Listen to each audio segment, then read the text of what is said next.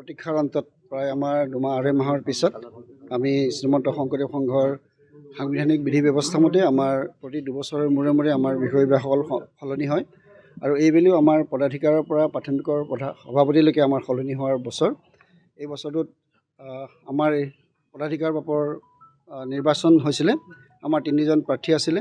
3জন প্ৰাৰ্থী ভৱেন্দ্ৰনাথ ডেকা, ধৰ্মেশ্বৰ হাজৰিকা আৰু বীৰেন বৰা, এই 3গৰাকী ব্যক্তিৰ মাজত প্ৰতিদ্বন্দ্বিতা হৈছিল। আমাৰ 5,600 আমাৰ প্ৰাথমিক শাখা আছে। তাৰ ভিতৰত 4,606খন প্ৰাথমিক শাখাই ভোটপত্ৰ পাইছোঁ। ইতিমধ্যে বহুত প্ৰাথমিক শাখাই মানে ভোটপত্ৰ প্ৰেৰণ কৰিছে আমাৰ ডাকযোগে, কিন্তু আমাৰ বহুত ডাকযোগে পত্ৰ আমি নাপালোঁ। তথাপিও আমি যথেষ্টখিনি পাইছোঁ। 4,600তকৈ অধিক প্ৰাথমিকৰ পৰা আমি ভোট পাইছোঁ। গতিকে আমি সেইখিনি ভোট পুংখানুপুংখভাৱে নিৰীক্ষণ কৰি আমাৰ 3জনীয়া সমিতি আছে, নিৰ্বাচন সমিতি আমি গঠন কৰি দিছিলোঁ। আমাৰ মূল কাৰ্যনিৰ্বাহকে গঠন কৰি দিছিলে আমাৰ শ্ৰদ্ধাৰ চন্দ্ৰ হাজৰিকা, এখেত আমাৰ গোলাঘাট জিলা শাখাৰ সভাপতি, তেখেতক অধ্যক্ষ হিচাপে দিয়া হৈছিল। আমাৰ হীৰেন্দ্ৰ কুমাৰ ডেকাবাব, এখেত আমাৰ গুৱাহাটী মহানগৰ জিলা শাখাৰ সভাপতি, আমাৰ লক্ষেশ্বৰ বৰাবাব, এখেত হোজাই জিলা শাখাৰ সভাপতি।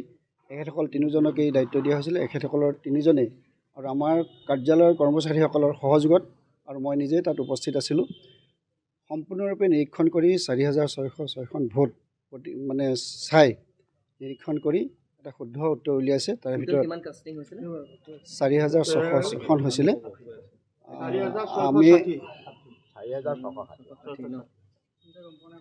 ইমানখিনি ভোটৰ ব্যৱস্থা। তাৰে ভিতৰত আমাৰ প্ৰথমগৰাকী হৈছে ভৱেন্দ্ৰনাথ ডেকা। ভৱেন্দ্ৰনাথ ডেকা বৰ্তমান তেখেত পদাধিকাৰ হৈ আছে। তেখেতে এইবেলিও শেষবাৰৰ কাৰণে তেখেতে প্ৰতিদ্বন্দ্বিতাত নামিছিলে। তেখেতে 2,553টা ভোট লাভ কৰি তেখেতে প্ৰথম স্থান অধিকাৰ কৰিছে আৰু দ্বিতীয়জনে 1,503টা ভোট পাইছে।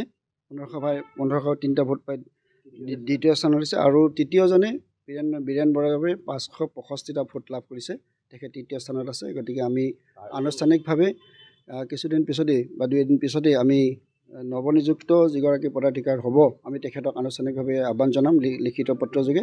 তেখেতে এই দায়িত্ব হয়তো ল'ব। যদি নলয় আমাৰ দ্বিতীয়জনে ল'ব, তেখেতেও নলয় তৃতীয়জনে ল'ব। আমাৰ সাংবিধানিক ব্যৱস্থা মতে তেনেধৰণে ল'ব।